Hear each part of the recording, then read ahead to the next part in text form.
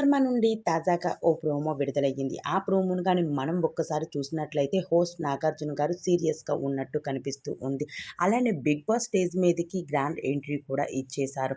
తన హోస్టింగ్‌తో అందరిని అదరగొట్టేయడం అయితే అయింది. అయితే 'బిగ్ బాస్' హౌస్‌లో ఉన్న కంటెస్టెంట్స్ అందరిని మొదటిగా పలకరించి దాని తర్వాత సీత దగ్గరికి వచ్చారు. "కిరాక్ సీత ఎలా ఉన్నావు?" అని అడిగారు. "చాలా బాగున్నా సార్. మీరెలా ఉన్నారు?" అంటే "నేనైతే బాగున్నా" అని చెప్పారు. అయితే సీత నువ్వు బేబక్క ఉన్నంత సేపు 'బిగ్ బాస్' హౌస్‌లో కిచెన్ రూమ్‌లో అయితే బాగా కనిపించావు. మరి దాని తర్వాత నీకు ఏమయ్యింది బేబక్క వెళ్ళిపోయాక? ఇప్పటి వరకు వచ్చి ఎన్నో గేమ్స్ అయ్యాయి. అలా వేటిలోని కూడా నువ్వు కనిపించలేదు. నేను ఒక్క గేమ్‌లో అయినా కనిపిస్తావు అనుకున్నాను. ఒక్క గేమ్‌లో కూడా కనిపించలేదు.